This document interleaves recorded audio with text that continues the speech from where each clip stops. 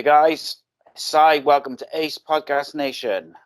We're a one-stop shop for interviews, podcast content on a whole variety of subjects, shows on mental health, football, films, TV, wrestling, music, and pretty much anything else you could think of. So we did the 3 Marvel shows where we did Phase 1, Phase 2, Phase 3. And today we're going to talk about Endgame and a bit of Spider-Man trailer afterwards. So I got two buddies with me today. I got Rhys, who does the conspiracy theory shows with me, and then Jamie making his debut. Welcome, boys. All right, Si. Nice to be back again. Indeed.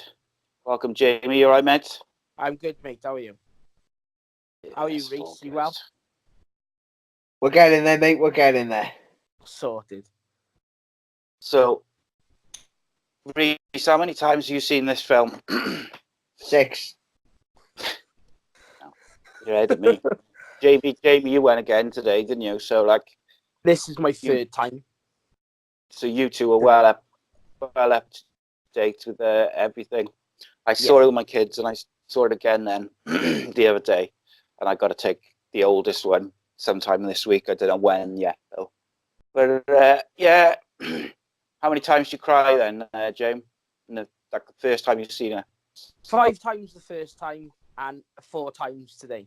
But today it was just one long cry instead of just a multiple. It was just a long cry today. Just a break. That sounds just like a breakdown, mate. It's horrible. Yeah, it's up and down, mate, isn't it? What about you, Rhys? Do you cry? I got emotional, but I'm going to get slated for this. I was a bit disappointed with certain aspects. Oh, mate. Oh, Can't be having that. I know. Be out in yeah. I'm disgusted with myself, mate, but Yeah. me and the kids were emotionally affected by certain aspects of that film. Yeah, mate, some of it's brutal, and it straight away, it doesn't mess about, within seconds of it, you're just oh. And it almost sends everyone off the path of what they think's going to happen in the film. Yeah. Well, mate, obviously, me and Rhys talked about it in the third show we done, and we talked about all the different things we thought were going to happen. None of them happened. But there you go. Time travel, we had that bit. But that was about it. So it starts off, and it's 3 weeks after he's done the original click, innit? Yeah, that's the one. And it just sort of shows bits and pieces of where everyone is. Everyone's looking a bit rough. And Thor's lucky. Thor doesn't speak at first, does he? For the first 10 minutes, he just sits in a corner.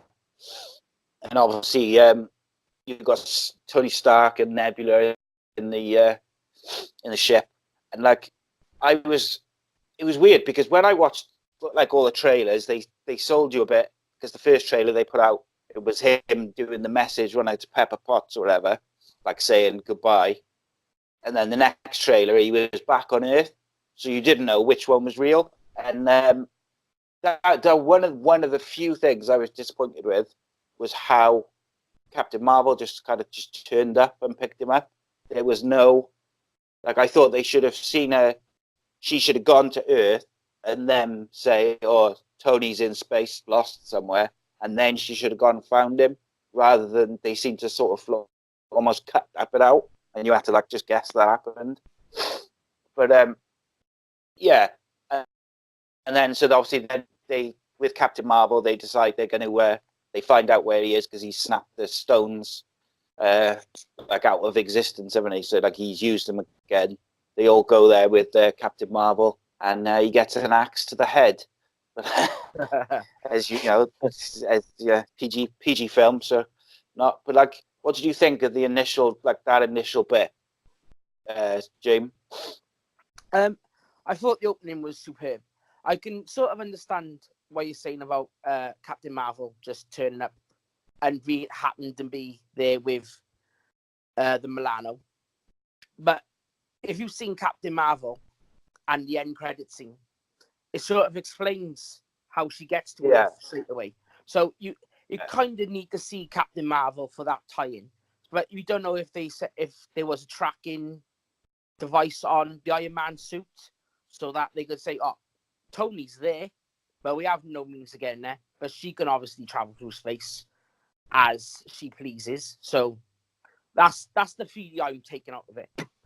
But the initial time between Hawkeye and is seeing his family. Oh yeah. And That was brutal. Thor cutting off his head, I was like, this is not messing about. It's going straight away. I was like, this is impressive.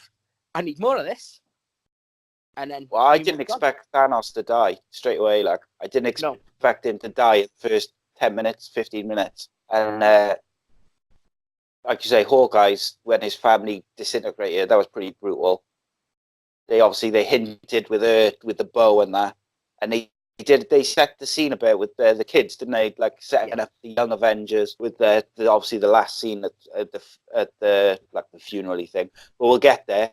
Rhys, what do you think of like that initial bit, the first part of the film? I thought it was amazing the way they did it. I loved, like I say, how they went straight in, took Thanos out of it, and kind of threw everyone off the scent of where the hell is this movie going now. You know, it was just a massive shock. And I can remember everyone in the cinema kind of gasping and like looking at each other, their friends and partners, as if to say, well, what's going to happen for the next like 2.5 hours? What are we going to do? Yeah. And I tell you what, mate, this film as a whole, as a cinema experience, was nothing like anything I've ever seen. And I've watched all the Marvel films in the cinema, all my missus and the kids. But this was on another level in terms of like I know you hear in America about people like cheering and whooping in the cinema and that, but like the noise and the people's audible reaction was incredible, mate. And it added to it because it wasn't like continuous where it interferes with the film. It was just like certain bits, like a gasp or a cheer, and it's incredible bit of filmmaking, mate, and storytelling over like 11 years. And obviously, my thought, because I watch all the like different YouTubers and that talking about it, one of my thoughts when they killed Thanos was like, oh, they're going to bring in another bad guy like for the rest of the film because they just killed him and straight away. So I was wrong, but like, so you had that part of it. So you straight away you're guessing what the rest of the film's going to be like or be about. But what I liked was Thor didn't say barely anything for the first 15 minutes because he was like reliving that I should have gone for the head. And as soon as he knew that Thanos didn't have the stones and the stones were gone, he wasn't messing about. And that fitted his character perfectly. And controversially, because I've seen a lot of people don't like what they did with Thor, I did. Yeah. But Rhys, what do you think of what they did with Thor, like his character arc? Absolutely loved it, mate. The guy's a god with human emotion. Yeah. They, we know Marvel's fake, etc., but they showed, the God of Thunder crumbled. He was a shell of himself. Yeah, exactly that, mate. And we've all been there. We can all relate to that. But imagine having the weight of, I think I just lost half the universe on your fucking shoulders. Oh yeah, exactly, mate. I got like that with my car keys. Yeah. But you're right there. It's like if he'd gone for the head before he clicked his fingers, then none of it happens. And I thought that it made sense for him then, the first time he sees him, to just do it because he's raging. And then, of course, afterwards, because they couldn't reverse it, he's bound to go on a piss, isn't he? And he's Asgardian, so he drinks like these big steins of strong Asgardian lager.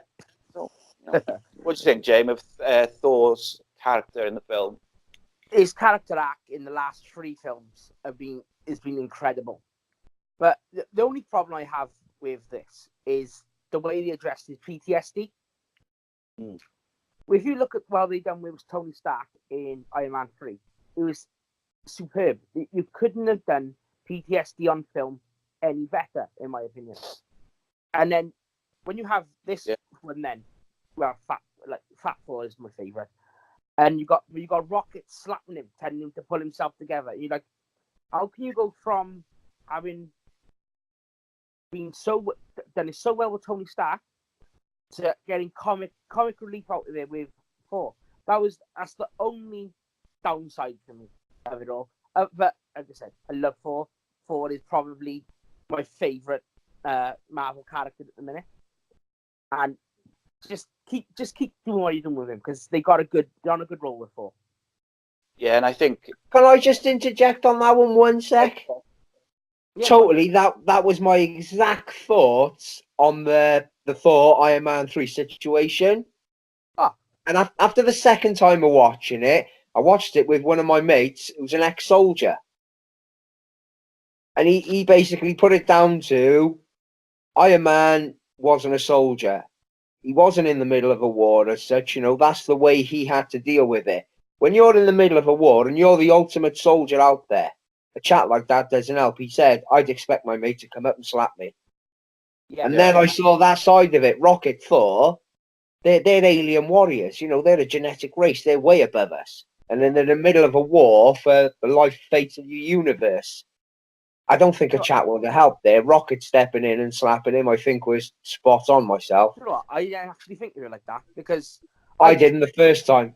Because I humanized them. I've humanized the characters. Yeah, totally. Yeah, I didn't actually ever think of it like that. And Rocket is a raccoon. Let's not forget that. Yeah. Okay, he's an advanced raccoon, but he's still a raccoon. He doesn't understand PTSD. Emotion ain't his strong point. No.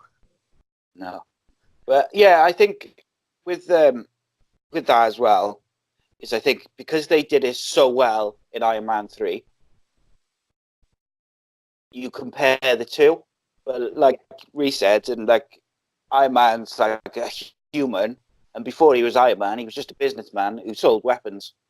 Whereas like Thor's been fighting wars with various people and races and alien people, like alien races and different people, different planets for thousands of years or whatever, or hundreds of years, whatever it may be. So I can see it. I can see it from both points of view, like. But I did like his character, and I did like that. By the end of the film, he was getting it together, and I'm looking forward to Asgardians of the Galaxy as well. I got to say, I think that's a genius idea to put them together. Just quickly jump into that. I want to get your opinion. Do you think the thing between Peter Quill and Thor could get old quickly if they overdo it, Jay? Yes, but I think this like Chris Pratt and Chris Hemsworth are so good in the roles. They know what to do with it. But if we're going on the subject of Asgardians of the Galaxy, do you think Adam Warlock could be going after Thor now? Yeah, I think he's going to start off. I think he'll probably start off as a baddie, and then he'll be good by the end of it, type thing, or like he'll come around right at the end. Just guessing, obviously, but like So the one thing I sort of felt with Infinity War and Endgame is watching them. I did like their interactions, but I just thought if they do this too much, it could get on my tits a bit. But generally, it's pretty good. What do you reckon, Rhys? Do you reckon they could? They're in. Not that they're I thought the exact same thing when they had their little to do in this one, but I thought they're getting it out of the way now. This is like Quill does feel threatened by him. Thor didn't feel threatened by anyone whatsoever, But Quill was the most masculine on that ship. You had Drax, but Drax is just a machine. Quill was, he was the leader, the masculine one, and then all of a sudden this god pops up. But I think they're going to spin on it. Something's going to happen where Thor earns Quill's like total respect, and then it's going to become the comedy battle, like Thor, Captain America, nice hair, beard. It's going to go down that road. Then I think they're going to become tight, and we're going to see the comedy dueling then. Yeah, I think he. I think, like I think Jay said, they're both so good at their characters, and like, let's be fair, out of 22 films or 23 films, Marvel have not really like overdone stuff. They tend to get just the right amount of comedy, and like if you think how brutal emotionally this 3-hour film is, they still had bits of comedy which worked, but they didn't take away from the overall emotion of the various bits. Yeah. So, you got to trust them. The fact that they've done that, and it's just overtaken Titanic. And I was looking, someone posted the top 6 films out of all time, like the box office. But next to it had the days, and Titanic was second with I think it was 100 and something days of where it was in the cinema, and then it had Endgame 8 days, and I was just like, that's gonna blow everything out the wall, even Avatar. But be interesting actually when Avatar. Sorry for interrupting. Can I just ask you guys what you think is actually going to end up in the box office? Oh, I don't know. See, the one difference is back in the day with Titanic, and to a lesser extent, Avatar. They stayed in the cinema longer. Yeah. Like these days, you have film will be. I know this will probably be in for a bit longer, but generally films are in the cinema for a short period of time, and then they chuck them on Netflix or. Well, they're on what was it, 2.3 billion already? So and the Avatar's 2.7. I think it's going to end up on 3.2. It'll do 3 easy, I reckon. Easy. Yeah. The only competition it's got this week is Detective Pikachu. Well, yeah, that's the only thing which might slow it down. Over the next couple of weeks, is you've got Detective Pikachu and Godzilla and a couple of other stuff coming out. But John Wick then as well, isn't it? Yeah, they'll slow it down, but it's going to slow down anyway because so many people go to see it the first week or so. But then the people who wait. So I think you get a spike as well about 2 or 3 weeks later where people who think I'm not going to go when it's rammed, I'm going to just go. Yeah, I think go just over 3 you'll probably do, but by the time it ends up on Netflix, it'll be on Netflix in America anyway. Yeah. But that's obviously the thing nowadays. It's not going to compete with the length the other films are in the cinema because of online streaming and DVD, etc. They need to capitalise on the money making of it ASAP. So I think you've got another month of it in the cinema, maybe. Yeah. Then by then they'll have to capitalise on DVDs, etc. before everyone's got copies and streamed it. Yeah. Well, the thing is, my friend has got a VPN. And he watches the American Netflix. Yeah. And, it's much better than the UK Netflix. It's got all the Marvel films on it. It's got so much stuff which we don't get over here, Infinity Wars on there and stuff like that. So Endgame will be straight on there in a couple of weeks or whenever it finishes. But obviously they got the Disney Plus streaming, so they're going to rip them all off Netflix as soon as the Disney streaming thing comes. But anyway, let's get back to the film. So So Thor takes his head off. They can't undo the snap, and you get a 5-year time jump. Where this is one of the things I was a bit annoyed, not annoyed, but I was a bit oh come on, was the fact that Scott Lang escaped from the quantum realm by a rat. It was come on, can't we think of something a bit better? Just something could he escape himself, or just I don't know, I wouldn't say I was annoyed by it, but I was a bit underwhelmed by it, shall we say. So yeah, he comes out of the quantum realm because the rat stands on the thing in the van. He sees the wanted posters and all this sort of jazz. I might miss bits out because I'm going on memory and I haven't seen it for about a week. So if I miss anything, you add it now. Obviously, he sees all the missing things and he goes to. Does he go to the event? No, he goes to his house first, doesn't he? To see his daughter, and she's a teenager, and he's whoa. So he's confused and whatever, and then he goes to the Avengers compound. Yeah, and obviously in the meantime he's realised it's 5 years later, so he's thinking, or he's worked out that the quantum realm can do time travel, and obviously they sort of hinted at it in Ant-Man and Wasp as well. And again, like I say, so Cassie Lang now is a teenager. She's I forget her name in the comics, but she's basically I can't remember the name, but she's basically got the same powers as him. You've got Tony Stark's daughter. Who's the other one? Kate Bishop. Kate Bishop. What's her face? Hawkeye's daughter in it. They're gonna. Yeah. I think instead of doing the Kate Bishop character, they're gonna do his daughter as that. And by the way, they hinted at it. That was Joe Russo's daughter in the film.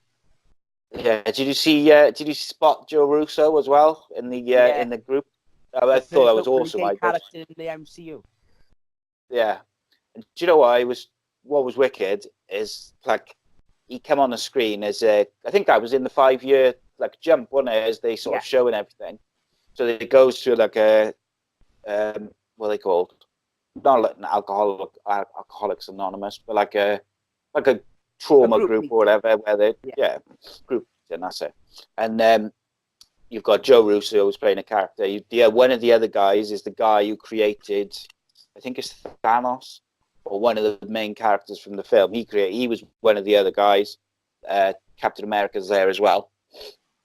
And like I was really excited. I was like, "That's Joe Russo," and my kids and my missus were just looking at me like, "What?" Yeah, but I got a real kick out of it, like seeing him sat there. But yeah, it's just me, I suppose. So yeah, so at this point, I'm at Ant-Man. Sorry, he's gone to the Avengers compound then to see the guys and that. What did you think about the way that he come out of the quantum realm and how they handled the time jump with the, like I didn't mention all the stuff, but like where the way they portrayed it, like the depression and the way it had affected the world. Jay, what did you feel like they did? Did you think they did a good job with that, like how they portrayed the jump and Ant-Man coming out and that? I quite enjoyed how Ant-Man came out. I thought it was pretty cool. Our rat can just press a button and you're like, oh, that's cool. That's so because when you see him in the trailer, you're like, so how did he get out the quantum realm? And then it shows a rat running across them, and you're like, oh, okay, that's cool. But what I found strange was that van was on a roof. There's cars everywhere, but they managed to put that car from off a roof into this storage unit. So I was like, that's cool, because obviously they need to explain the rat because you don't see many rats on a roof, I'd imagine. So that was pretty cool. But the group scene was really cool. I really enjoyed that. Just to see how it's affecting everyone, because obviously there's this everyday people. You're not just seeing the Avengers point of view, you're seeing everyday people who are trying to get on with their life, and it's hard for them. So that was pretty cool. Yeah, and you had like I think it was the Yankee Stadium, wasn't it? And it was like decimated, and you had all the boats in the harbour sort of all crashed together. Yeah. So even though it was like probably a very short scene of like probably much longer than a minute or two, they showed a lot of how it affected, like you say, the people outside of your core characters, which they did pretty well. Rhys, what do you think about like how they did the time jump initially and Scott Lang's rat rescue?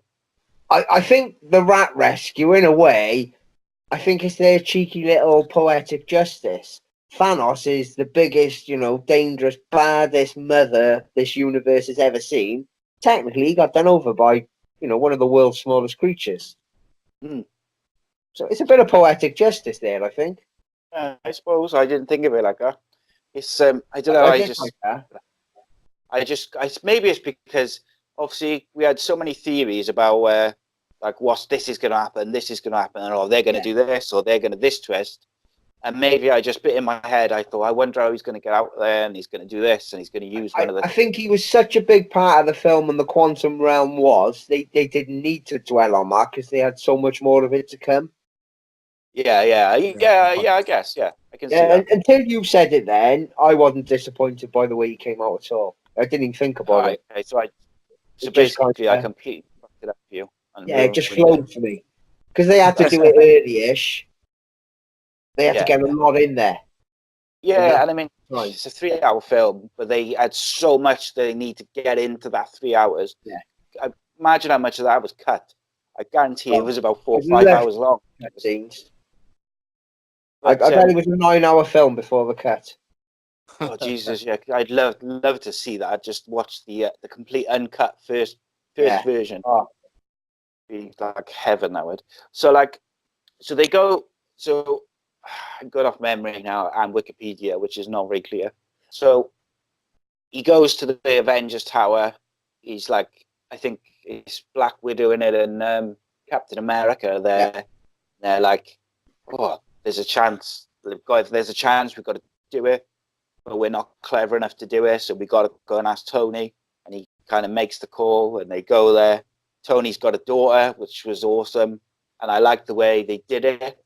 They hinted at Pepper being rescued later in the show, later in the film, with like the daughter having the helmet and him saying, "Oh, she never wears anything I buy her." I think we can all relate to that at some point. But yeah, so I thought the daughter was going to be a bit older. I got to be honest, but obviously they did the 5 years. But I thought like they foreshadowed it, so you knew he was going to have a daughter. It was just, to me, it was whether they did it right at the end of the film and she said like, I'm pregnant, and then they had the wedding, or whether it was going to be like a time jump and she was already going to be grown up or like a certain age. So I guess like she's 5 or 6. For Stark, basically, he says he doesn't want anything to do with it. And what I liked is that he says no, and you can understand completely why he says no. He's got so much to lose, and he's like, you can feel that he wants to help, but he's just not willing to risk his daughter. No. And then it turns out that Pepper, who's always been like not against his like Iron Man and stuff, but like worried about his safety and stuff like that, she's the one that kind of like talks him into it, or talks him round, or says, if there's a chance, you've got to do it. And I like that little twist on it. Sorry, I lost my train of thought completely then. So yeah, he says no, and then they have to obviously think of someone else.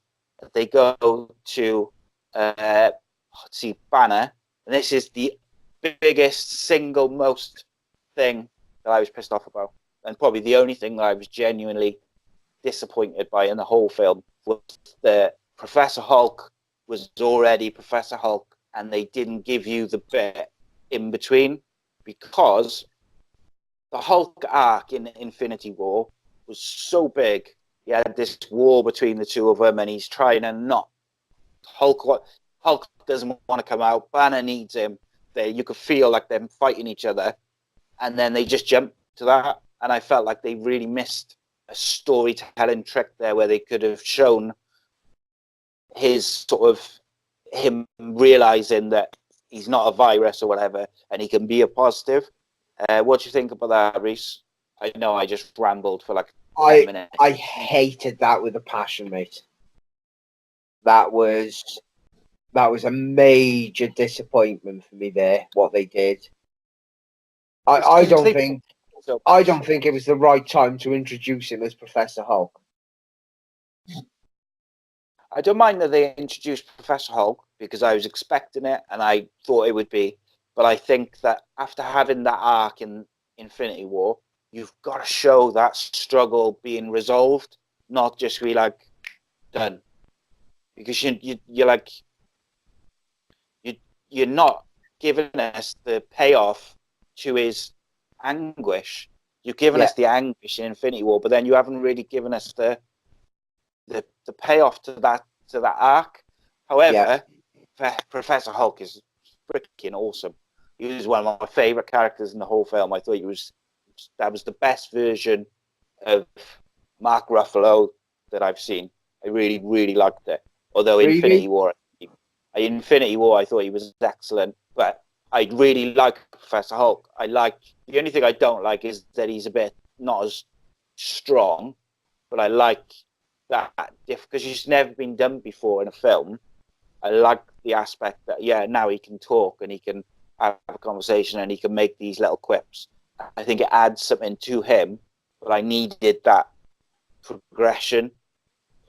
And to me, it wasn't the Hulk character at all. It wasn't even close to Hulk. It really disappointed me, that did, because they didn't explain because they didn't explain how he gets there. Unless you're a major Marvel fan and know comics and things, you wouldn't know how he got there either, or even who Professor Hulk is. They just think it's a new character. But I was disappointed with... You didn't see Hulk through that film whatsoever. It was a green Bruce Banner, that was it. There was no sign of Hulk at all. And there was a major... Hulk should have had his little go at Thanos. So many people disappointed by that. But if you look, you remember when, like, at the end, obviously, I don't want to go too much into the end at the moment, but, like, at the end, you have the Scarlet Witch bit where she gets her licks in.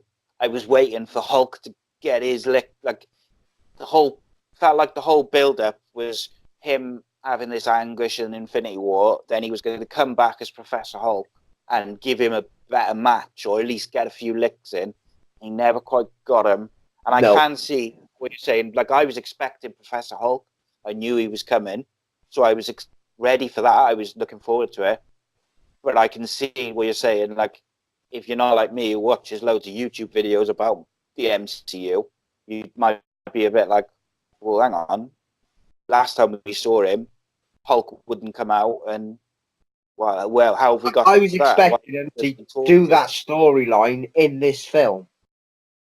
Well, yeah, that was the whole. I was expecting, in my head, I thought it was going to be the same as it was 5 years ago. Hulk's still suppressed. You've got just Bruce Banner. As he comes face to face with Thanos, that's when I thought Hulk might pop out. They have their little whatever, and then the issues are resolved, and you see the change. Yeah. So, like, after the battle, Professor Hulk then comes out because the Hulk's more like he's come to terms with the fact that he fought and lost against Thanos. So, yeah, I can see that. I think, what do you think, Jay, about Professor Hulk and the way they did it and the character overall? Love Professor Hulk. As soon as I seen him on the screen, I was like, this is cool. This is really cool. But I do share both your anguish of you didn't go into details of how he became Professor Hulk. He did. It was a throwaway line, and it wasn't quite enough. But I suppose they could, if they wanted, do a film in the 5-year gap. Show like this is how we become Professor Hulk. I don't know what the rights are with Hulk. Yeah, they're with Universal, isn't they? Yeah, I don't know. I didn't know if they transferred back to Marvel at the minute or what. But you could explore it in a solo film. With the Hulk, when they just can't do a solo film, can they? They can only use the characters. But what they were doing is they were going to do a 3-arc film. Like, they were going to put him in 3 films, which weren't his, and do his story through that. Because I saw the interview with one of the Russos. Yeah. Or it might have been Kevin Feige. So it was like Thor at the end of Age of Ultron, Thor Ragnarok, Infinity War, and then it was going to finish in this. And it feels like they didn't finish it. But what you just made me think of then, Jay, is that they might not be able to make a Hulk film, but they probably could make a Hulk TV show. So they might do what they're going to do with Loki by the looks of it, and put him do a show on Disney Plus, like 6 episodes or something, and they could fill in the gaps there. However, that doesn't, like, while that'll be awesome and I'll look forward to it and I'll enjoy it, in terms of like the storytelling of these 2 films, I thought that was the one bit which was a bit like they didn't quite hit the right note for me. But the problem is, it was my kids loved it. Yeah, and that's it. There's so much they could have crammed in this 3 hours. I would do that if it was 4 or 5 hour film. It wouldn't stop me going.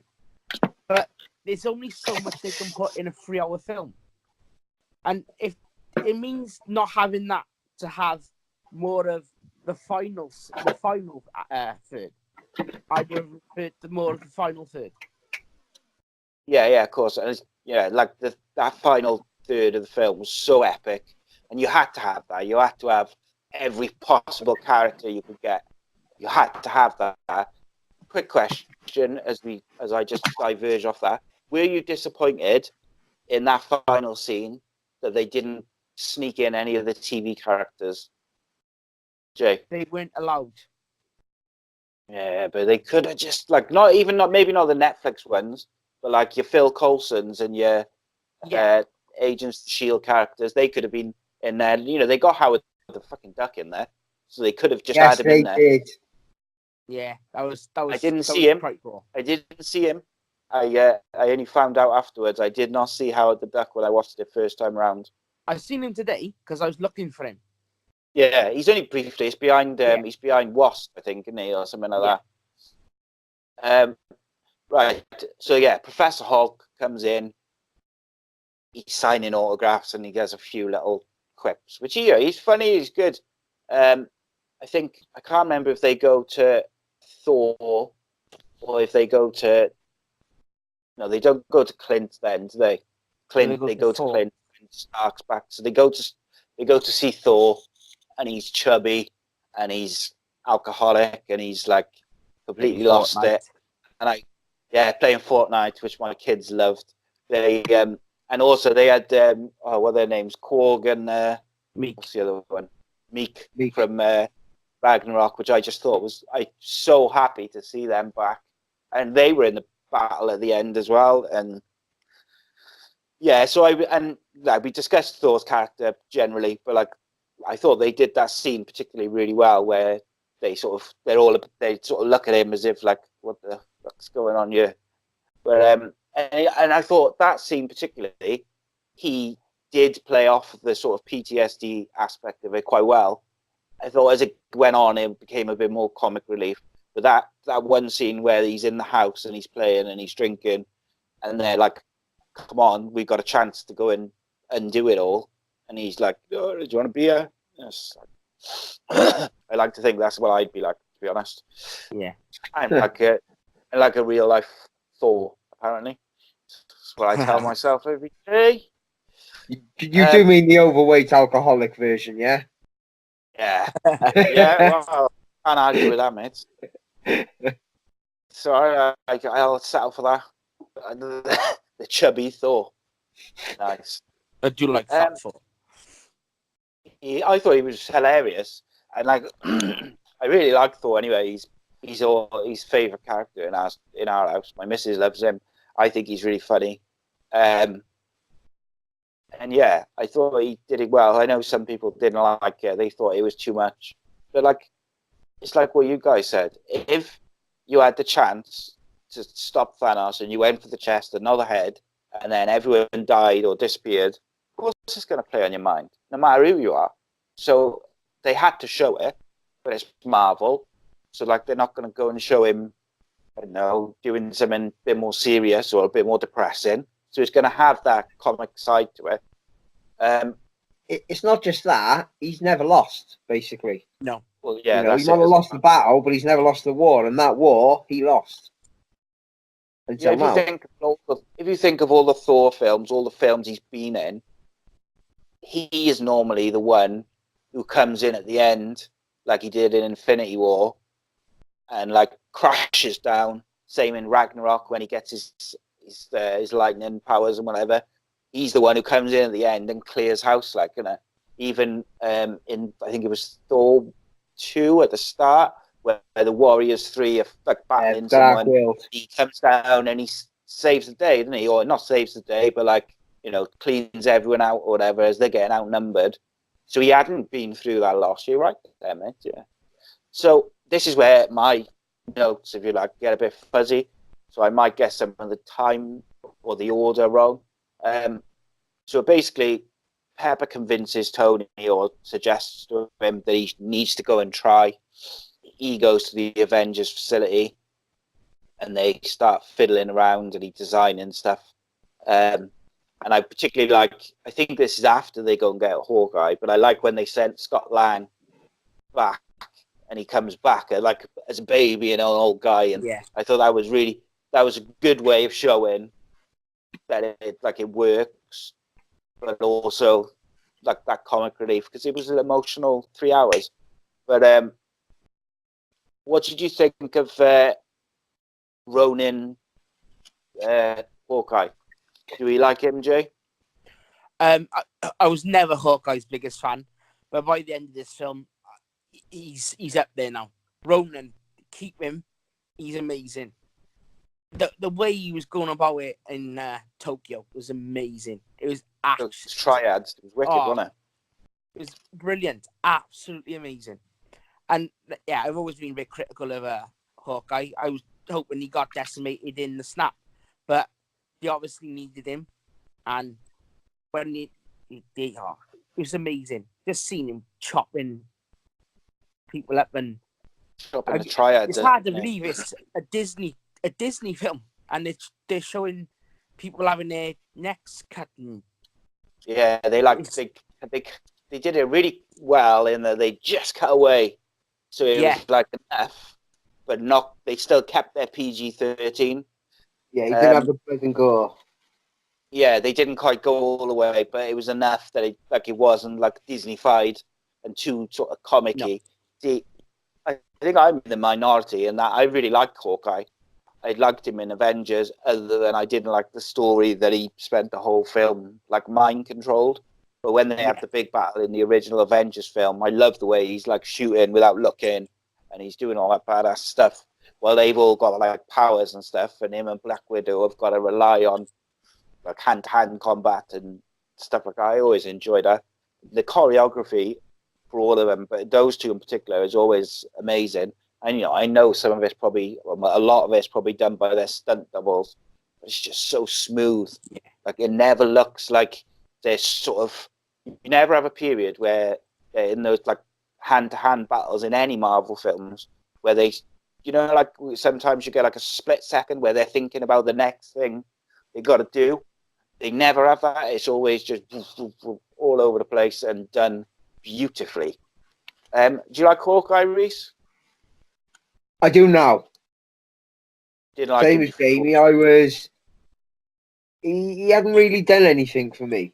Like you say, he had that mind control in the first one. You've seen he was a good shot with an arrow. That was about it. And he's still like in the battle. He looked cool in the battle, but in this film, they really showed his tenacity and what he is. He's Ronin. He's not Hawkeye. Well, yeah, he's Ronin. He's not Hawkeye. Yeah, but I think they had to build him up now because Black Widow's gone. They needed a human superhero as such. I know you've got Captain America, but he's very enhanced. Hawkeye and Black Widow, they were the only superhumans as such. And she was the one everyone adhered to and loved. So they need to, I think, change his character to bring that aspect in now. Yeah, definitely. Do you know Hawkeye? Has he got a series on Disney Plus announced? I don't know. Like you got the Wanda and Vision one, you got the Loki one, and then Falcon and Bucky. That's it. Yeah, and I think they'll probably do a Hulk one. That's just me guessing. They're gonna do everything, and let's be fair. God, yeah, this is gonna. I can't wait until they get Agents of S.H.I.E.L.D. and Daredevil and all of them on that one thing, because they'll be like the comics then, where it'll just be everything will be interlinked, and that's all everyone's ever wanted, is everything to just be interlinked. And because they're going to do mini series of like 6 to 8 episodes, it'll just be like an extra long film. Yeah. I just want to check with you both quickly. Are you both all right to go for over an hour, because we're in like 47 minutes now and we're not even fine. Yeah. If one of you's got to shoot off, just say like, well, there. But yeah. So cool. I could talk about this for fucking hours. So it's fine. Yeah. So Natasha goes to get Clint, and she says he's not interested at first, and then she kind of says, we got a way to undo it all, and then he's on board. Going back to one of my favorite comic moments is when at the start when they all go into space, and I think it's Rocket says, "If any of you who put your hand up if you haven't gone to space before," and like Captain America and Black Widow, and who was the third one? Rhodey sort of all raise their hands, and like they're all badass superheroes, and they were just like raising their hands, and I loved that. And he said, "Don't be sick of my ship" or something. I thought that there was a few moments like that which were pretty good. So Clint's on board, and then they build the time machine and stuff.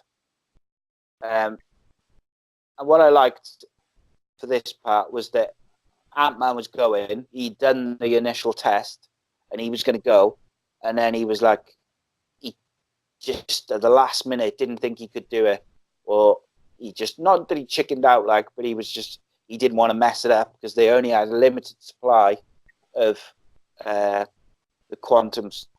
What was it? Pin particles. That's it. Sorry, mind went blank. Yeah, and that fits with his character because he's like, he was like a burglar, and then obviously he's a bit slapdash and he's a bit like jokey, but he realizes the gravity of the situation. He knows he can't mess it up, so that fits his character. That he'd be like, oh, hang on a minute, maybe I'm not the right guy type thing. So I like that little, not a twist, but like a little thing. And it made sense for Hawkeye to go because he's desperate to get his family back. Obviously, they send him back to a period. I don't think they say the time, do they, with that one? They just send him back to a time where his family's alive and he brings like a toy back or something. And I thought it was really cruel the way they, like, he can hear his daughter and he calls her and she calls him back. And then just as he's about to see her, she like zips back to the present. It's a bit brutal again. But so do you think, right, then, what do you think of the way they handled the time travel element of it? Do you think they did a good job of it?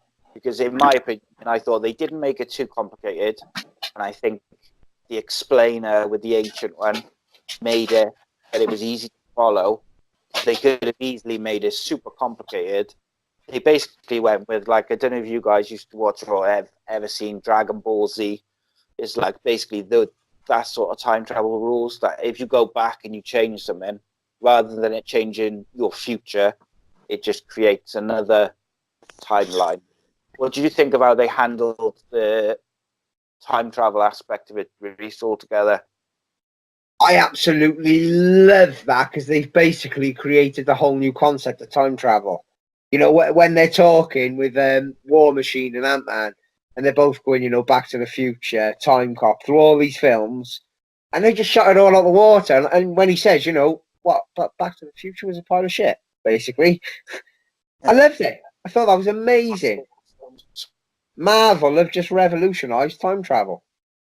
And yeah, and what they've done, and if you've seen the Spider-Man trailer earlier, what they've done by Loki taking that stone in a bit, and by doing certain things, they've created this multiverse.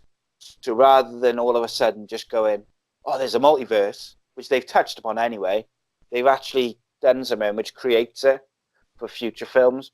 And there's so much that they could do with that in terms of like this, like you can have a Miles Morales Spider-Man, or you can have different versions, or like you can have a female Thor or whatever, like all the different versions from the comics they can do with this multiverse. So I like that aspect of it.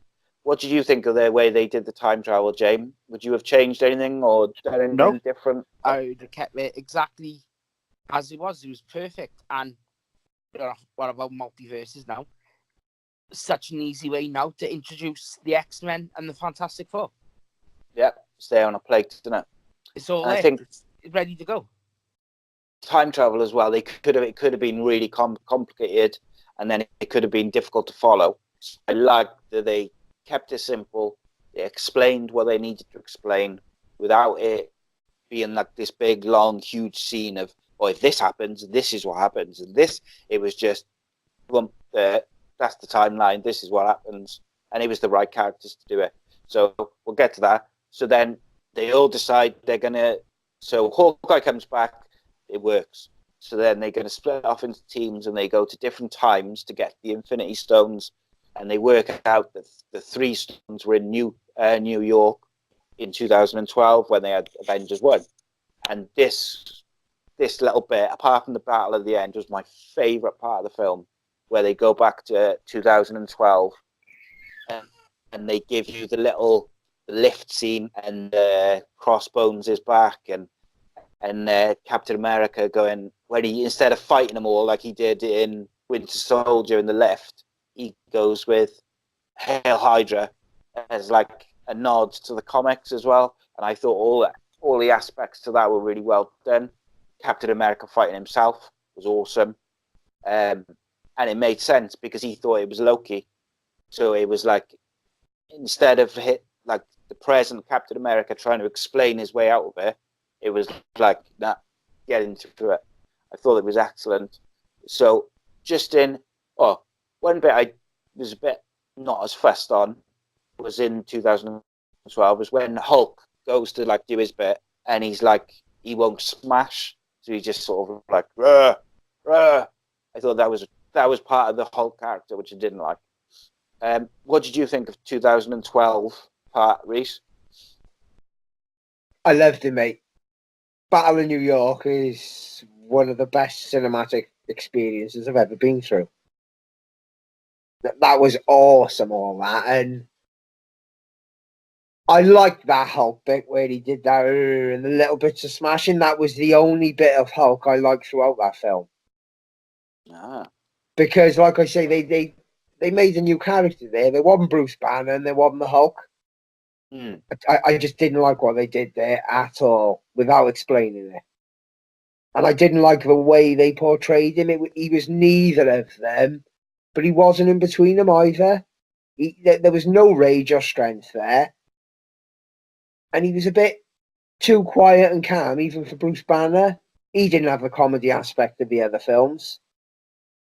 You know, like, screw you, you big green ass, I'll do it myself. When he's like that in Infinity War, there was none of that there either. It was just that they ruined it for me with that because they didn't explain it and didn't say this is what happened and why.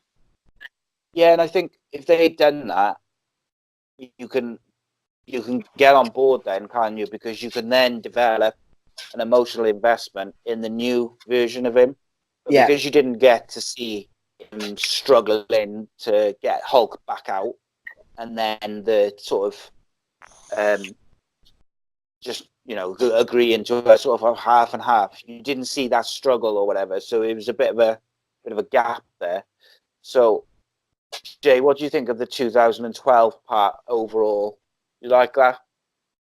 I loved it, especially when you see the Ancient One on the top on the rooftop taking down stuff, and you're like, oh, so she was doing that during the Battle of New York. So it adds that character into that scene of the first Avengers, and I was like, that's really cool because it makes me go, when I go back now to watch Avengers, I'm like, oh, the Ancient One's taking some of that stuff down too. That's really cool.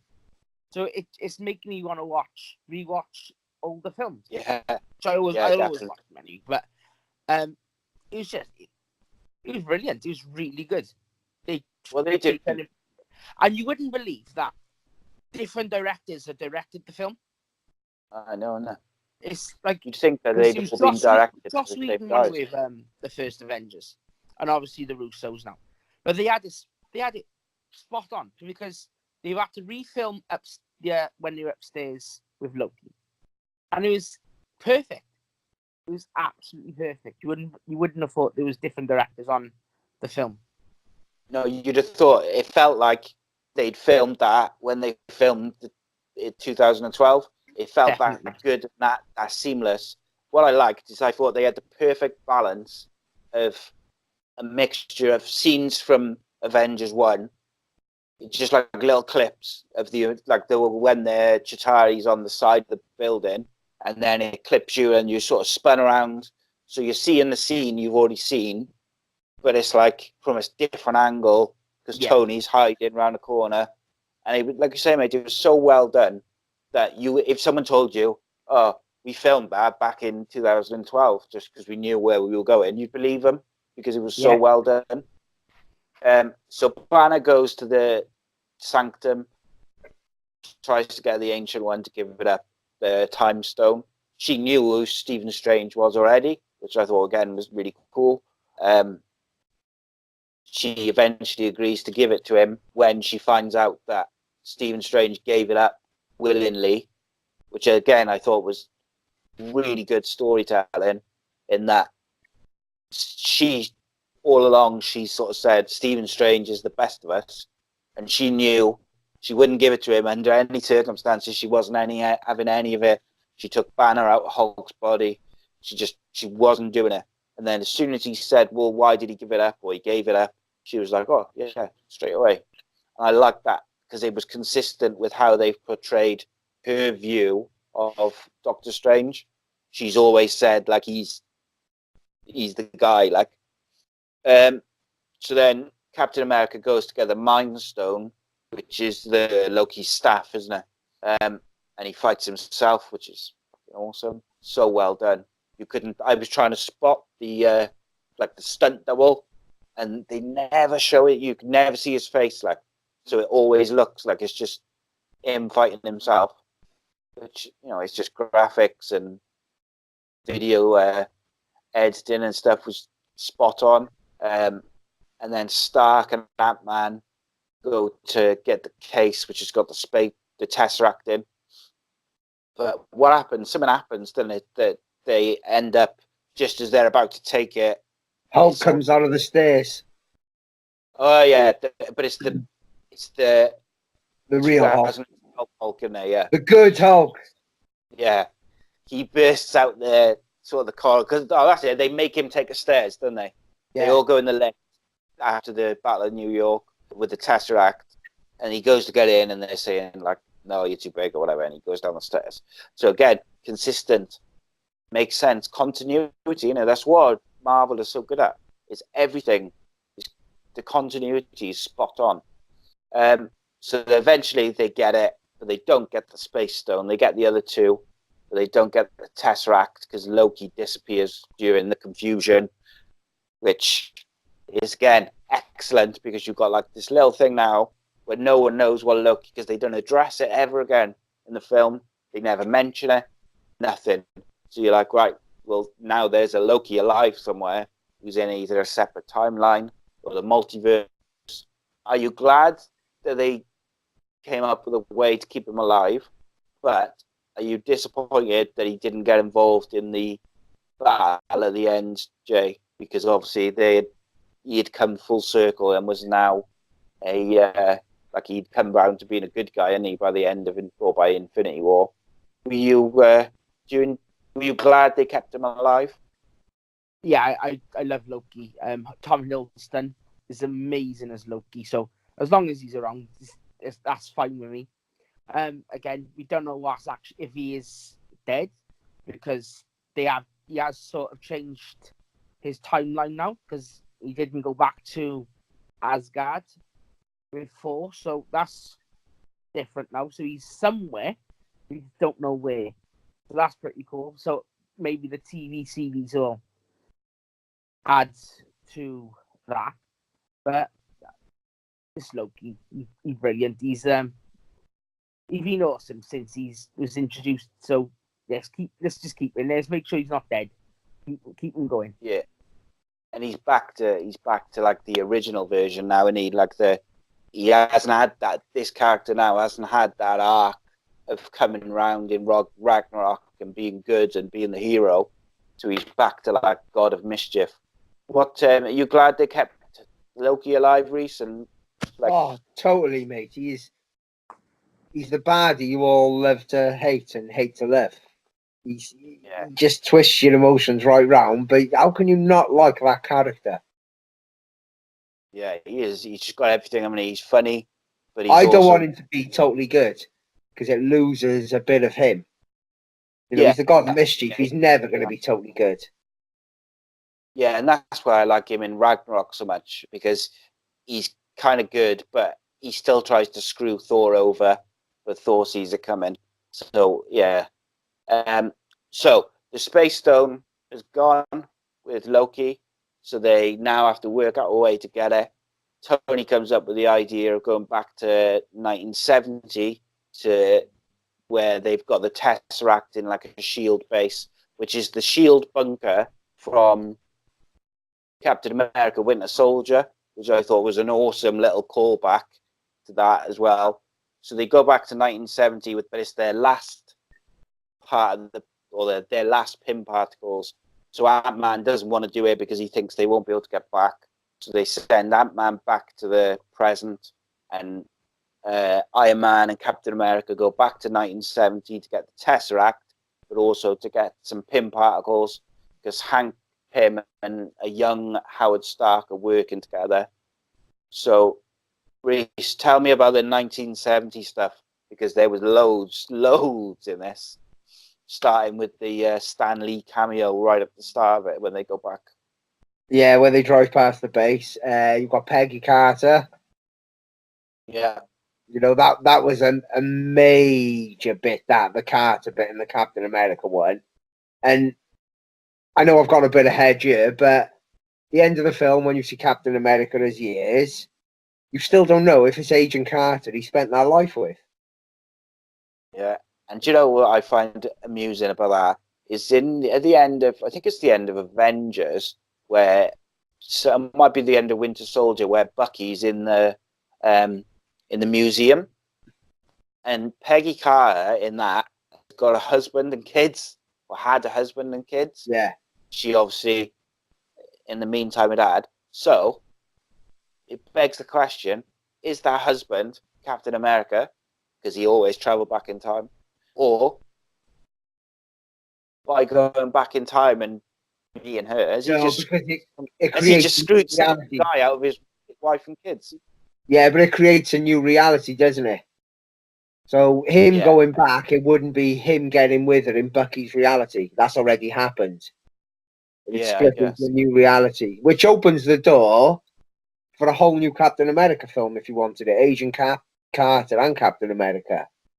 That'd be really good. I really liked the Agent Carter show. I was gutted when they. I really liked it, and I don't really like contemporary stuff, which is based years ago. I prefer like more modern TV and films and stuff. But I really enjoyed Peggy Carter.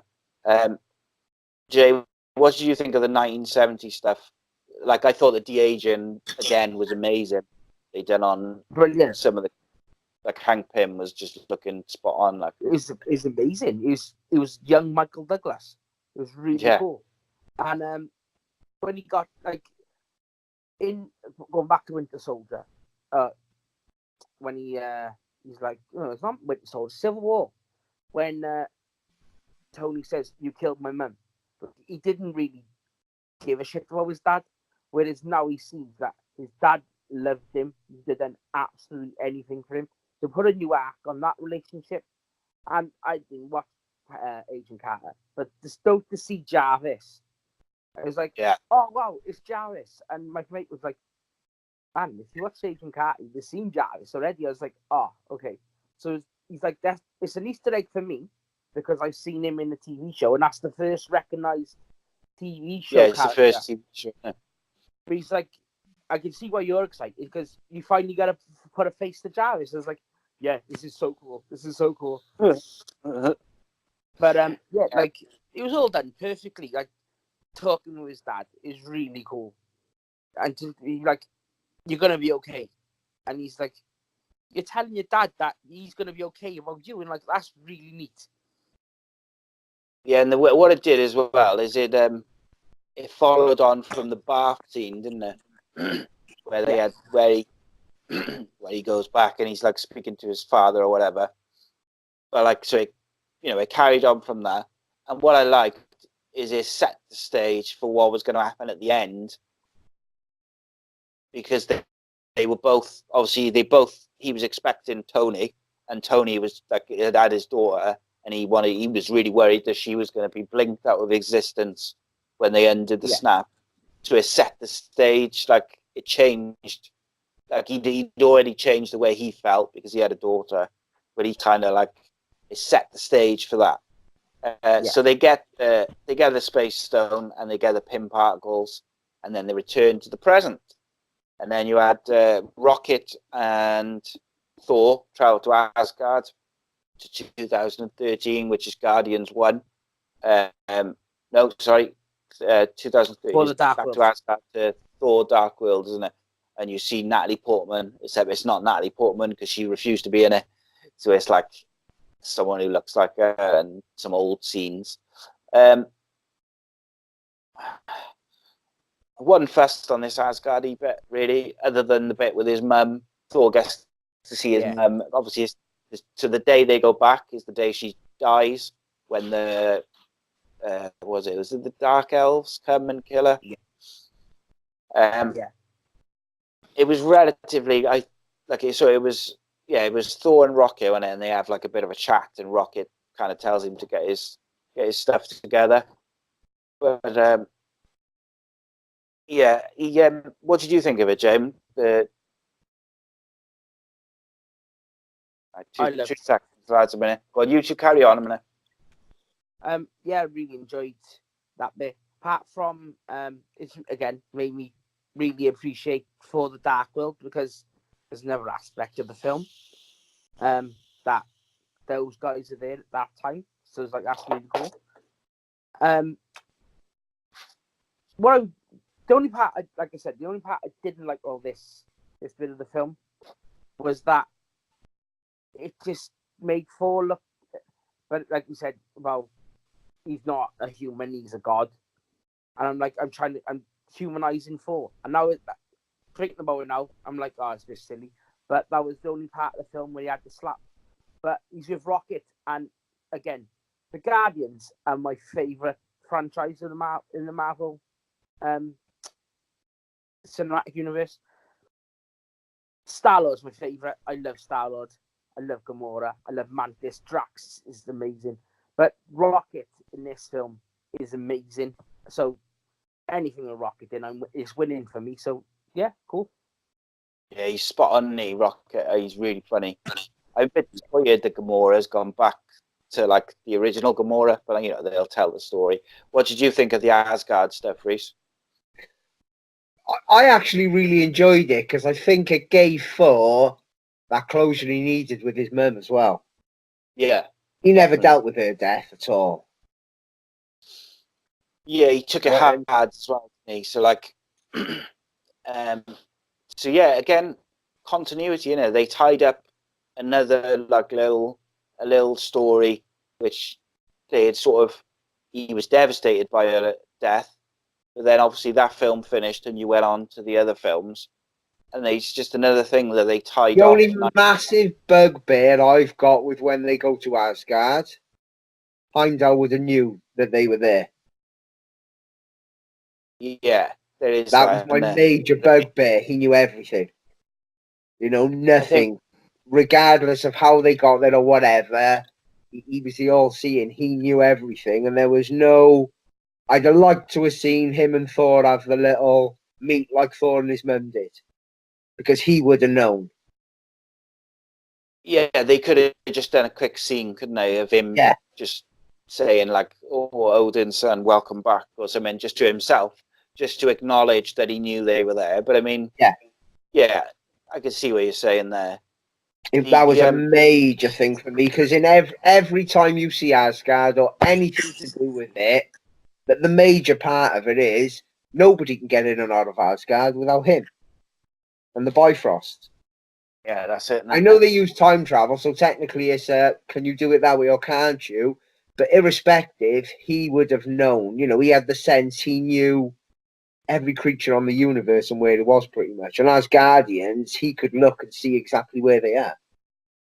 Yeah, that really pissed me off, because as soon as they popped up and he met his mum, I was waiting for Heimdall to come out or at least speak to him, telepathic or something, and there was nothing. Nothing at all. And I think that would have helped give him closure on his death as well, because that kind of... obviously. I can see that.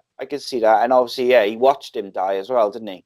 So I mean, he could have. My favourite bit of Asgard was when you see Thor creeping past Loki's room. I thought that was just class. Did you think they were gonna he was gonna see him? Because when they're in 2012, he sees Ant-Man, doesn't he? Or he sees the case shoot off, and he doesn't quite click what it is. So I wondered if they'd do something similar there, whether they just sort of give a second glance, as if to say, "Oh, Thor's looking a bit chubby today," but he was throwing the ball, wasn't he, against the wall or sitting in his cell, which obviously again is creeping across, scuttling across like some naughty little schoolboy. Yeah, and did you notice they when Rocket takes the what's the red stuff? The ether.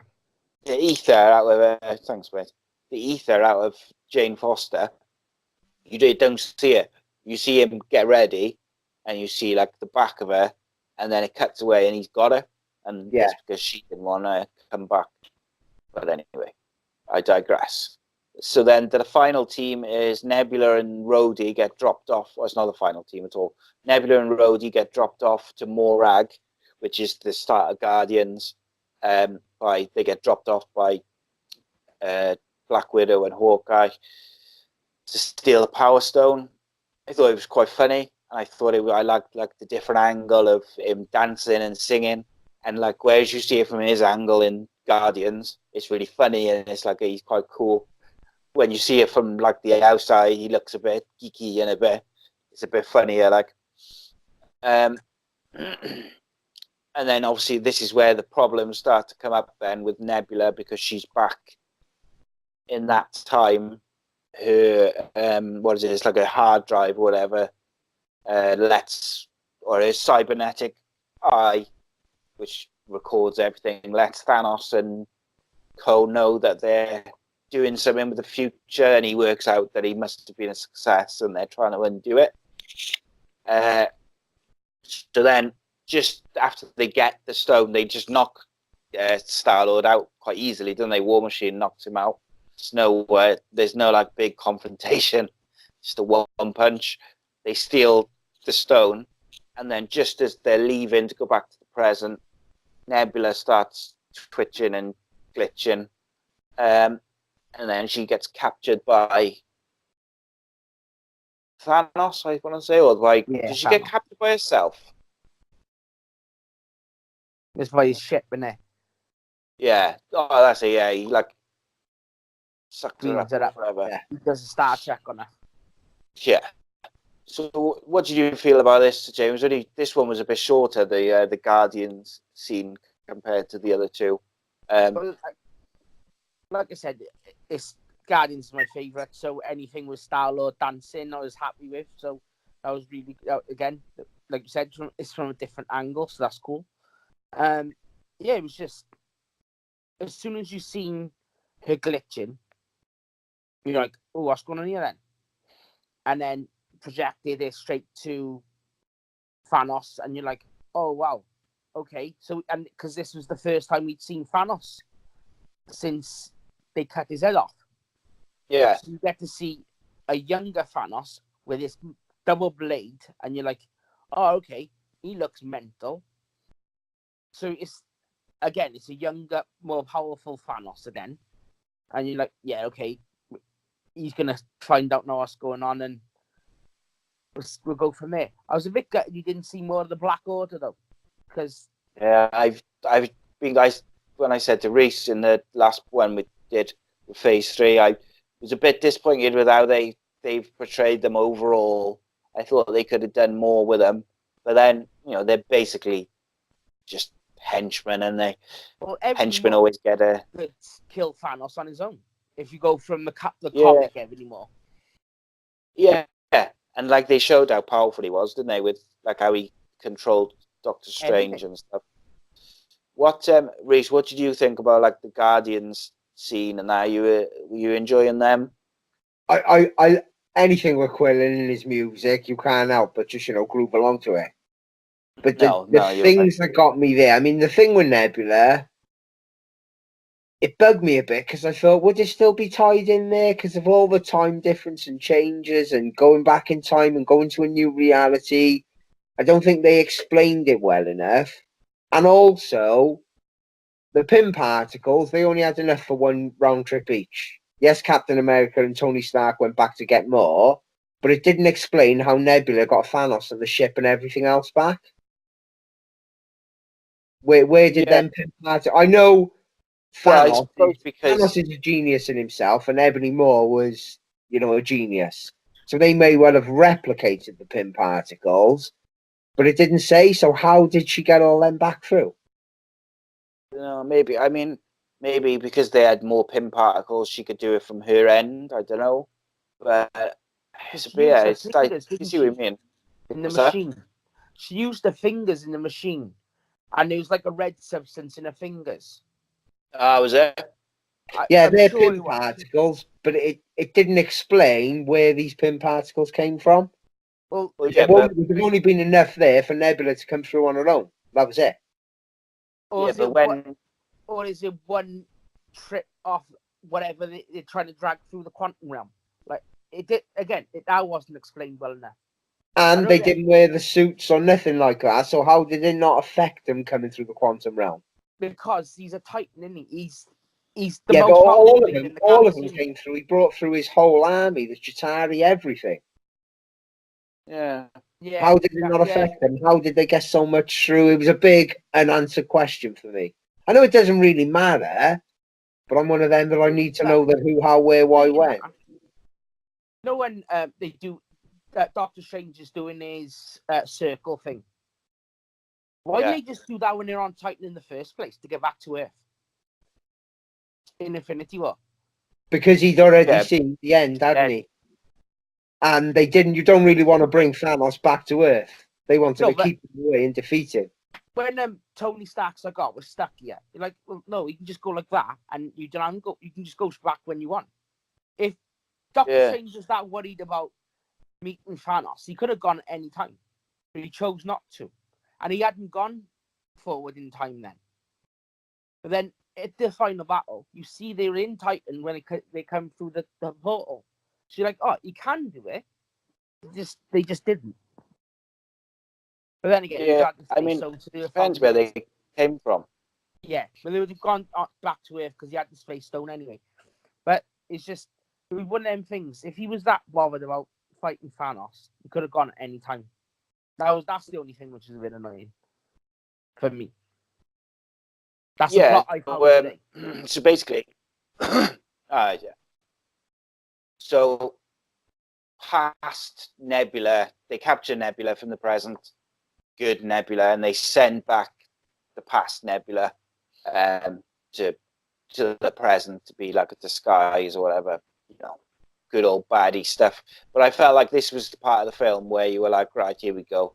This is where it's going to kick up a notch now, because Thanos out. So like at that point, it was like getting the Avengers back together, and then we're working out the plan, doing the plan going wrong, and then this was where it was like, right, here we go. This is going to be the battle. This is where they're all going to clash. So they send Nebula back to the present, but then we go to the last team, which is Hawkeye and Black Widow, which was a bit where I cried. So Red Skull's back. He says you've got to sacrifice someone you love. They fight each other to sacrifice, which I thought was quite funny. So they were fighting each other to see who was going to sacrifice himself. But this was like quite an emotional part of the film for me, anyway. Black Widow eventually sort of he's like, they end up on the cliff, and he's holding her arm or her hand, and they're like both hanging off. And eventually she goes and she dies, and she's dead. She ain't coming back yet. So, Rhys, what do you think about this part of the bit the where way they did that and the emotional side of it? The love between them two, etc. But she didn't sacrifice what she loves most. She sacrificed herself. He didn't sacrifice her. He was holding her, wasn't he? Like he was holding her arm. Yeah, but he didn't sacrifice her. He was trying to save her. That kind of bugged me there, which I think they couldn't get out of it from the way they'd done it in Infinity War, because Red Skull says you have to sacrifice that you love the most. Yeah, I think the fact that he was like, I think with Black Widow doing it, yes, more because she was such a solitary character. It was herself she loved the most. Clint, it was his family. Yeah. It wasn't even Black Widow he loved the most. It was his family. I liked that, but then his family's gone, isn't it? So maybe, when you think from that point of view. Maybe, yeah, but that was just a bit of a bugbear for me. Because Marvel are usually spot on hitting the nail with everything like that. But none of them sacrificed what they loved the most to get that stone. That's what bugged me. Yeah, it's a weird one, that is, because, like, I guess, like, technically he was hanging over a cliff and he was holding her. But yeah, really, she kind of let go rather than him letting go. Yeah, she pushed off, didn't she? You know, and it just bugged me a little bit. But yeah, it was, I thought she was the right character to die, to sacrifice herself at that point, because she said for like a few films about having red on her ledger and being, she felt like she, ever since being like an assassin, you always felt like she was trying to be better and be good. So Yeah. that was a good end to her story, that she would make like the ultimate sacrifice. What did you think of the stuff on Vormir, James? Like I said, really, first time I cried during the film, and it kept coming from there. But on about going back to sacrificing what he loved, Hawkeye was sent to kill Natasha, and he didn't. Mm. So it might have been a different kind of love. It might have been like you can love friends. Like I love some of my friends, not like I love my wife and my kids, but he named his child after it as well. So there was some. Yeah. They've always had a bond, and obviously she didn't want him to die because of his family and his kids, and he's like, "Oh no, but you see what I've done." So I can kind of see like where he wanted the glory, like not like the glory, but do you know what I'm saying? Like, yeah, he was trying to like fall on his her. for her, wasn't he? I think he did love her, but not in the love sense of a father-daughter with Thanos and Gamora, but more of a love of friendship. Do you know what I mean? So I think there was a loving relationship there. So that's how they got the Soul Stone. But like you said, she technically committed suicide because she jumped off the cliff. Mm. So it's a strange one, but like I said, they got the stone. So yeah, and I don't so they get. It wasn't, the death wasn't reflected long enough for me. Basically, all they did was Banner through a bench. That was it. Hawkeye cried a little bit, and Thor cried a little bit. That was it. Like it wasn't dwelled upon. It was really moved on really fast. And for a character who's been in a lot of the films and been an integral part of the films, I didn't think it was looked on enough. Yeah, even at the end, they had a funeral for Tony, but they didn't have one for her. No. Which is a bit weird, isn't it? Like, she's been in several films throughout the franchise. So, yeah, that was a bit weird. Yeah. It's like nitpicking, isn't it? I hated that they didn't have a funeral for her. Yeah, it was weird, wasn't it? I mean, like, they didn't even mention it. They didn't even say, like, oh, like, the funeral yesterday for Natasha was bad, but this is even worse, or something. Something just in passing to say, like, we've had a funeral for her. And I mean, yeah, that was a bit, like I say, like, we sound like we're moaning about it, but like, it was awesome film and we all loved it. Yeah, but like this, just like you know what though? I think with a film, which is, there's so many stories over the 22 films, 23 films. There's so many stories. There's so many little things. There's only so much you can get in, and there's gonna be like little bits which don't quite add up, just because of, it's like 23 films. They haven't all been written and directed by the same people, so there's gonna be like there might be a film earlier on in the franchise which was going to focus on one thing for that character, but then later on in the franchise, different writer had a different idea, so they don't always add up. But I thought Black Widow, it was good, it was emotional, but like you both said, there was little bits in there maybe which didn't add up. I think that in terms of who he loved the most, I could buy that part of it, because at that point, his family were gone. Yeah, they were working to try and get something going, but they weren't alive. So, like, I could buy that out of all the people who were alive, she was the one he loved the most at that point. I can buy that. But then the bit about her basically killing herself rather than him sacrificing her is more of a little bugbear for me. Yeah, I wanted to see, I know it sounds harsh, but I wanted to see him sacrifice her and that be the point he becomes Ronin. Because Ronin's good and bad as such. And all you see when he's killing everyone is just the bad of Ronin. And then he goes back to being Hawkeye, not Ronin, if you get me. And I wanted that to be the turning point. You know, he makes the ultimate sacrifice there. He's already lost his family, but he's just sacrificed the last thing he loves. He wasn't. He was fighting to keep her. When she jumped, Red Skull should have gone, sorry, mate, you're not having it. Yeah. Sorry, yeah, no. you know what I mean? Though it's like he's lost his family, and then now he's got to kill his best friend. So it's like, do you know what I mean? That you're right. That could have been, or even that could have been the point where he decided to stay as Ronin rather than flitting back to sort of that Hawkeye persona. Yeah. But yeah, it's like it's little things, isn't it? It's not like something which breaks the film completely. But these things may well be answered in future Marvel things.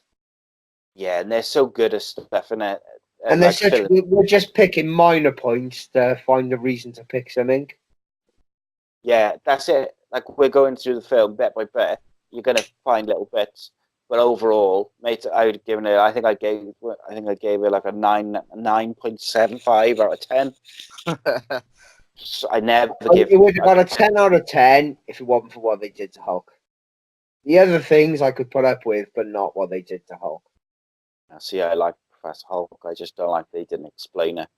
That made me cry more than anything in the fucking film. So they reunited in the present.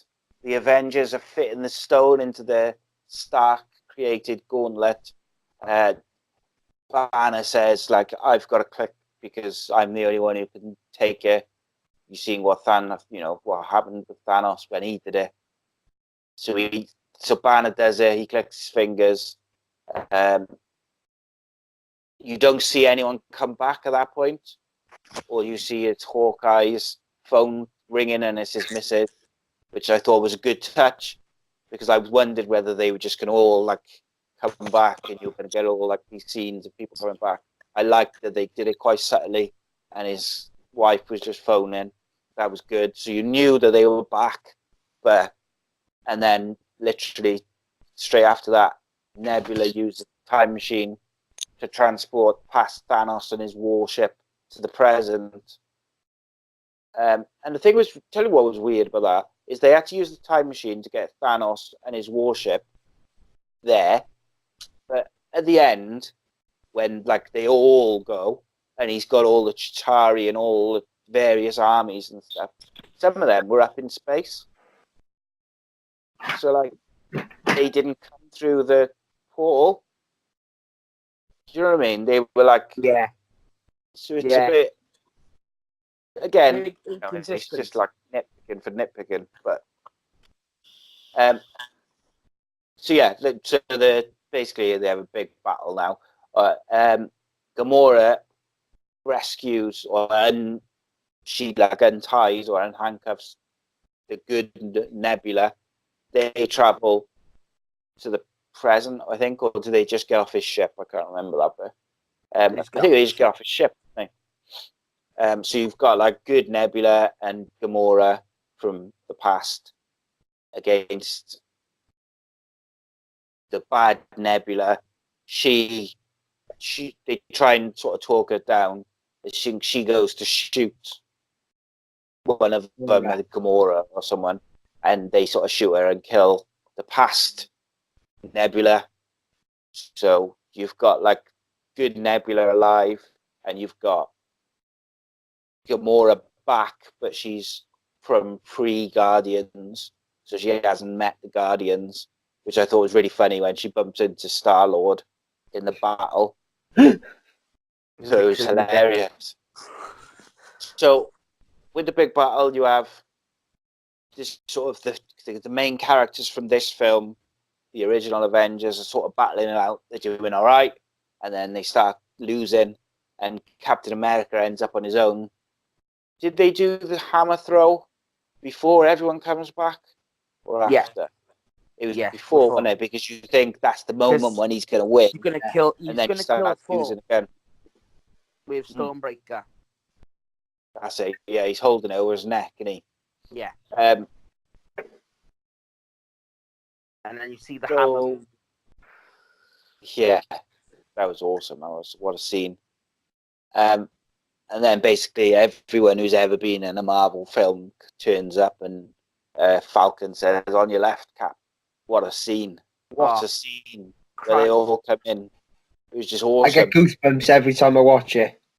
Yeah, when we were watching in the cinema, everyone was just like, "Yeah, come on!" It's like being at a football. It was awesome. But yeah. So Jay, what do you think of like that last, the last battle, basically the last portion of the film up to like the end of the fighting? It was a wet dream. It was amazing. It's just so much. It's just fan moment after fan moment, and you're like, oh my god! It's all these team ups. You're like, how? Like, I'm trying to think. How can they top this? X-Men and the Fantastic Four. That's the only thing that can top that.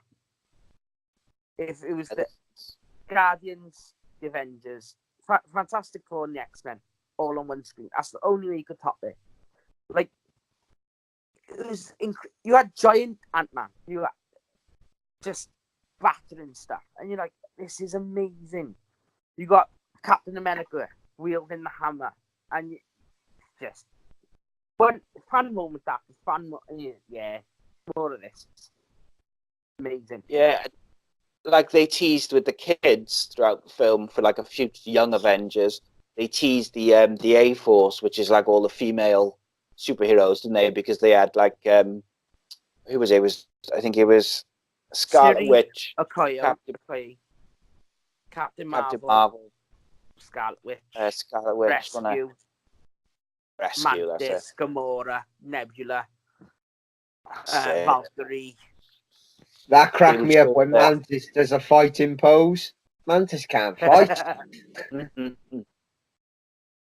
And yeah, they had the moment with Spider-Man, and when Spider-Man and Tony Stark sort of get back together, like, and they bump into each other, and they have like a hug, and he's like, "This is nice." This is nice. In the middle of this massive alien battle, which I thought was really funny. How did you feel about the final battle, Rhys, and all sort of up to the end battle? It is the best battle scene probably not the best battle scene I've ever seen, but the one that got me like the most riled and the most, emotion running through you. It was just to see them all coming back, even though we knew they were coming back. When you see them all appearing, then, we're winning again. You root for the good guys then, and everyone was, it was just an epic cinematic experience. Yeah. Even before the fighting had started. Yeah. Just seeing them all step out. And then you have that little, with Doctor Strange and Wong, is everyone here? What, you wanted more? They still slip the comedy in. Wong, I love. I absolutely love Wong. And for a Chinaman to be called Benedict, he's just gone up another notch again. Is that his name? Yeah, Benedict Wong. No, that's his name in real life. Did not know that. That's awesome, isn't it? So yeah, they all arrive. They have a big battle. The Avengers and the Guardians and the Wakandan army and the Asgardians and the Ravagers. They basically all just swoop through and smash everyone. They played like it was like they were playing American football or rugby or something with the gauntlet, trying to keep it away from him. The only thing that got me with that, why didn't they just give it to Captain Marvel at the very beginning? Yeah. And even when they go, how are you going to get through all them? And the others go, she's got help. She did not need help in the slightest. It's Captain Marvel. Yeah, I thought they because everyone was worried when they sort of said, "Oh, she's going to be the most powerful Avenger."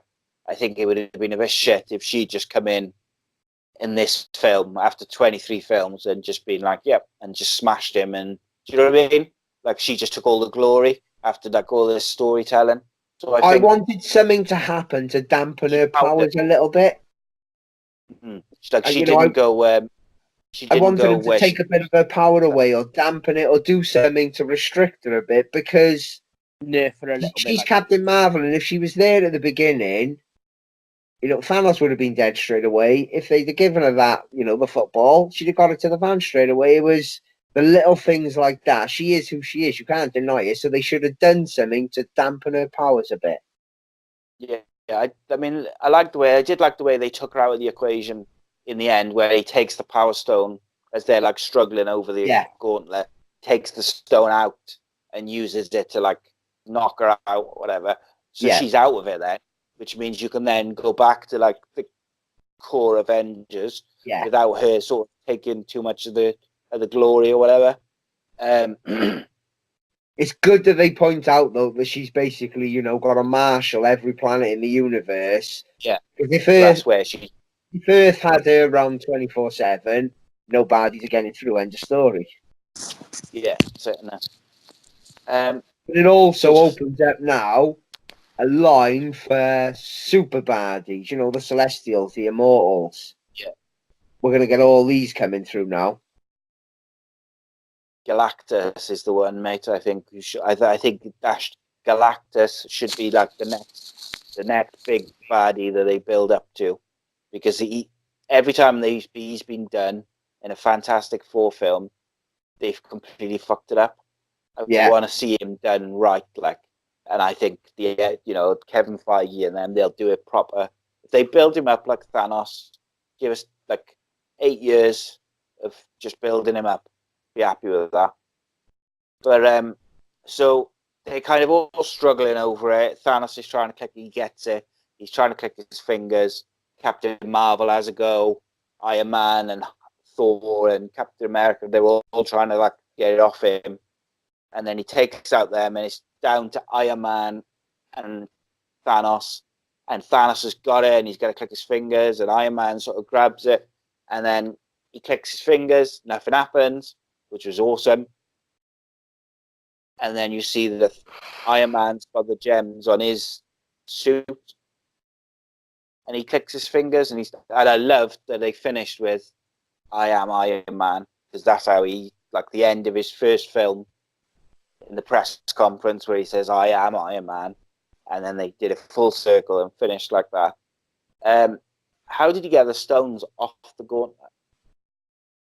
Jay, go on. I think because it was his tech, and it's more or less ingrained with his suit. It's I'm just going with it's the same tech, so it's just copying, more or less a copy and paste. Well, I wondered whether because it's nanotech in it, which can take any form and shape, like it does with the weapons, whether the nanotech just took them. Yeah, I'll go with that. I just thought it was really cool. Yeah, I wasn't sure. Me and Rhys talked about like who we thought was going to be the one to sort of finally beat him. I don't think either one of us said Iron Man, did we, Rhys? I think I said that I thought it was going to be Hulk, and I think you said Thor. I think at one point we did, and we said we thought it was going to be either Captain America sacrifices himself and Iron Man does him, or Iron Man sacrifices himself and Captain America does him. But it was Iron Man does him and sacrifices himself in the end. Yeah, and so we were close. We were close. Emotional scene, though, mate. That when Iron Man died, I was like, I'm not going to lie. I knew it was coming.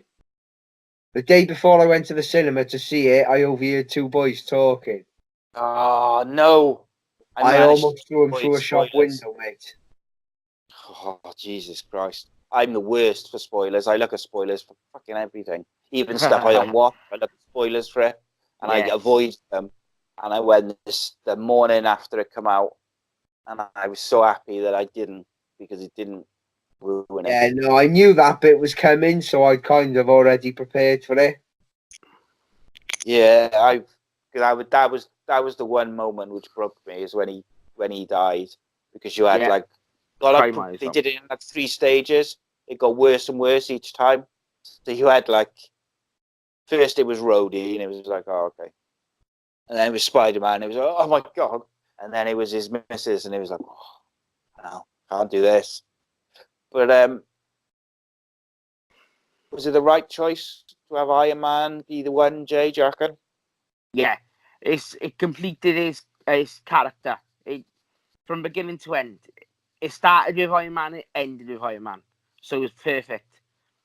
Yeah, and especially because Captain America in Avengers says to him, you're not the guy to the wire. To lay down or something like that. Or, what does he say? You're not the guy to lay on the wire. And he's like, no, I cut the wire. That's right. Yeah, so like, it was like full circle for his character, wasn't it? Yeah. And yeah, the battle scene, the effects were just ridiculous because you forget that like half that scene or 3/4 of that scene is 75-80% of it is like CGI. Video effects and graphics. You just don't even think about it. It's amazing to see. So yeah, Thanos and his army are disintegrated. They win the day. Tony dies, and it's quite brutal. I tell you what got me as well is I was just getting myself together, and then as Tony died and Pepper sort of started talking, they shoot over to like Steve, like Captain America, and Thor's like in the background, and they realise he's died, and their face sort of drops, and I'm like, oh God, can't cope with this. That got me big time, that did.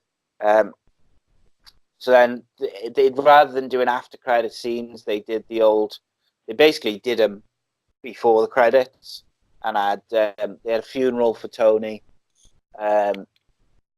Thor appoints Valkyrie as the new leader of Asgard, which I was quite surprised at, but I quite like. He joins the Guardians, which again I like. And then they return the Infinity Stones back to their original places in the timeline to stop any multi or time branches off and stuff, except Loki still took the one from 2012, so we don't really know about that. So Captain America goes back in time to deliver them to where they need to go, but he doesn't come back. And then there's an old guy sat on the bench by the time machine, and it's an elderly Steve Rogers. He gives his shield to Sam. We'll talk about Stark's funeral in a minute, but what did you think of like the Valkyrie bit and the bit where he comes back old, James? I loved that. He looked like a Joe Biden, because that was really cool. Valkyrie being queen of Asgard, it frees up Thor. Like he says, he finally hasn't got a destiny. He can do what he likes now, and if that's gonna mess around with the Guardians of the Galaxy, yeah, well, that, because Thor's really funny now. The Guardians are funny, and it's gonna be a good film, especially with James Gunn back on board now. It's gonna be awesome. Yeah, that's a big thing, having James Gunn back in. Well, you, Rhys, like Thor with Valkyrie and it's like the Steve Rogers coming back as old. Do you like that? I want to see a Valkyrie film. Yeah, I'd quite like to see. Dying to see one of them since the first Thor come out. I tell you what, I wouldn't say I didn't enjoy it or I didn't like, but it pissed me off a little bit. I've been building myself up for Bucky Barnes to take that shield for fucking ever since he come into it. And me. Leave it to Falcon. Giving it to Falcon though, I don't like it. He's not enhanced or nothing like that. He can't be Captain America. You take away his suit, he's just a black guy with a shield. Yeah, he's got no powers. He's got nothing. He's been Captain America in the comics, so it's going. Yeah. It is in the comics, so there is some sort of continuity there. Yeah, they've both been Captain America, comics, but he's not super strong. He's not super fast. He's got nothing. He's got a suit. Take his suit off him. He's a guy with a shield. Yeah. That's what bugged me there. It should have gone to Bucky, totally. Do you think if he'd given it to Bucky, that would have completed Bucky's the obvious choice, though. Yeah. It would have completed his arc, though, wouldn't it? If Bucky gets it. it would have completed his whole, came back as a baddie, and then gone back to being good, and then gets the shield off his mate. But they're having a TV series together, him and Falcon, so they could do something with it there anyway, where Falcon might say, "Look, I don't think I'm the right guy for this," or whatever. There's plenty of stories to be told there. I want him to basically say, retire the shield. There'll never be another Captain America, and leave him as Falcon. Whether it be Bucky or the White Wolf. There's lots there. I'm quite looking forward to their show because I think it'll be a bit different. While they're quite big characters, they haven't been like main characters. They haven't had their own film, or they've been like, I know, like Winter Soldier, he was a main character, but it'd be interesting to see them predominantly focused on, to see what they can do with their luck. So Stark's funeral. Did you know who the kid was straight away, who was stood on his own at the back? The one he gave the tech to before, wasn't it? Yeah, it was the guy. It was the boy from Iron Man 3. 3, yeah. I didn't know. I said to my missus in the cinema, I said, who was that? I need to know who that is. Like, I couldn't work out because he was so I didn't tall. recognise it by face, but it clicked straight away who it had to be. Yeah, I couldn't think. The next Tony Stark. Not the next Iron Man, that's the next Tony Stark. Do you think... So, yeah, like I was saying earlier about the young... They seem to be setting up the young Avengers, don't they? Yeah. Like with him, Cassie and Morgan and... Eventually, they're going to bring new superheroes into it now that's never been in the comics, aren't they? Disney have taken it over. Yeah, Disney have taken it over. They've got to put their own stamp on it now as well. We'll have new superheroes coming out soon who've never been in the comics as well. But the way they introduce them, like with the kids, things like that, it opens up a whole new world. But I think the kid he was Ironheart in the comics, I think it was. Yeah. No, but I mean, it's going to open up a whole, like, who was it? I can't even think now, but there's one who's not in the comics. Yeah. Well, the daughter in it, like Hawkeye's daughter. Yeah, Tickle coming into it. Yeah. She's the Kate Bishop, isn't it, in the comics? Yeah. But I mean, yeah, they'll do like a little twist on it, so it's basically the same, but it's a slightly different character. Yeah. But yeah, I think it's good. They need to think, don't they, 5-6 years down the line in order to tell stories like they do. And like if you've got like a group of kids or child characters lined up, if you ever do another time jump at any point, or you go into the future for something, or whatever it may be, you've got those characters ready. Everyone knows who they are. It's perfect. So just to quickly finish off, because we've gone way over the hour, which we knew was coming. Was this the best film you've ever seen, or certainly the best film in the Marvel Cinematic Universe, Rhys? Best film I've ever seen, to be honest. But that could well be because it's so relevant right now and the hype's still real. Give it 10, 15 years, it'll be up there with my classics like Roadhouse. I'd be very interested to see how I feel after I watch Avatar 2. Because Avatar, when I first time I watched Avatar, I was just like, wow. I've never seen that in 3D. I've only seen it as a film. So I'm waiting for it to come out in the cinema again so I can go watch Avatar in 3D.